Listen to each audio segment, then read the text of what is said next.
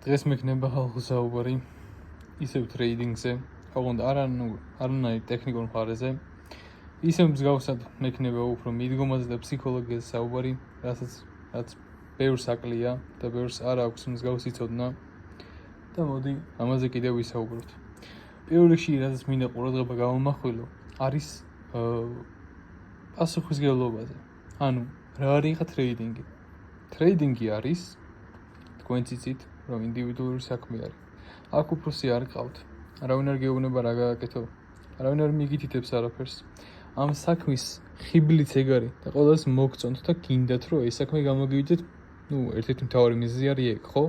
მაგრამ იმას ვერ ხვდებით თუ მსოფლიოში, 90-90 რამდენი პროცენტი არის, დიდ პროცენტულობას არ შეუძლია საკუთარ თავზე პასუხისმგებლობის აღება და არ შეუძლია მათ ინდივიდუალურად დაკეთონ რაღაცა, იმიტომ რომ ამის გონებრივი საშუალება არ გააჩნიათ. და ეხლა რატო გეტყვით? ყოველთვის ადამიანები ირჩევენ მარტივ გზებს, რომ ნახონ წარმატება ამა თუ იმ საქმეში, მარტივ გზებს, არასარისკო გზებს, ისეთ გზებს, სადაც შეუძლიათ მათ თავი დაცულად იგრძნონ, ხო? ის ადგილებში, სადაც თავს დაცულად არ გრძნობენ და კომფორტულად.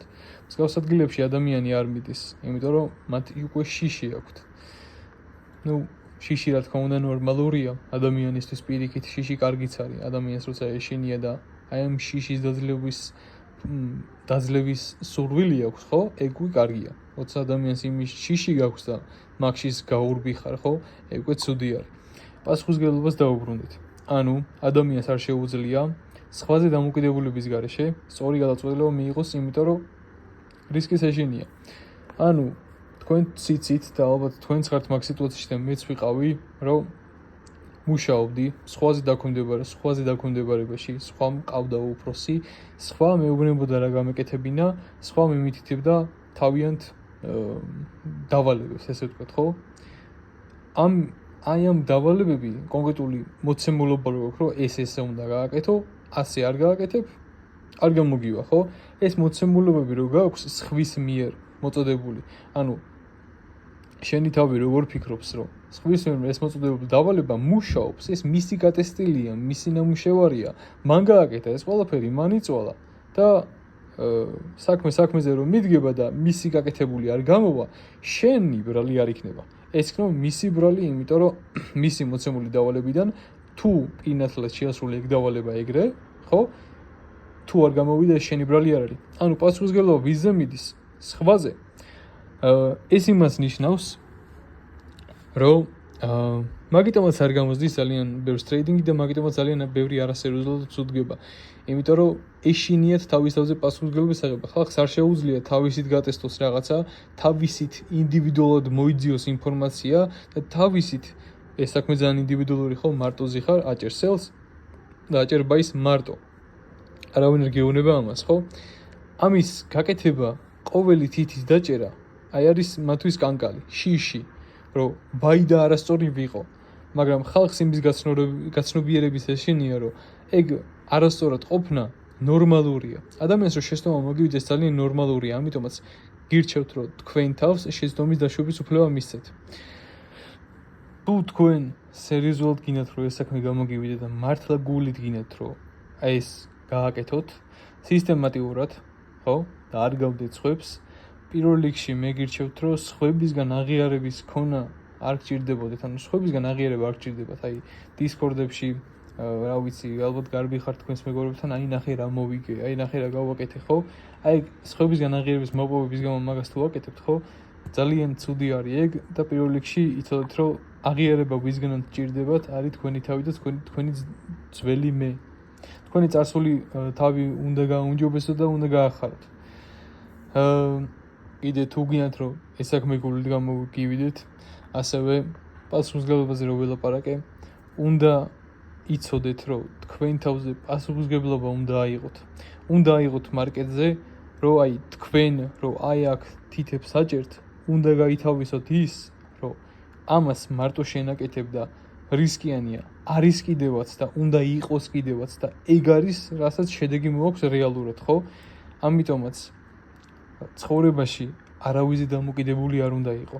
ანუ თუ ადამიანი ხარ, ცხოვრებაში სხვაზე დამოკიდებული, ესე იგი ჩათვალე ვერ განვითარდები. ვაფშე შენ თავს ვერ შეცვლი და უკეთესობისგან ვერ განვითარდები.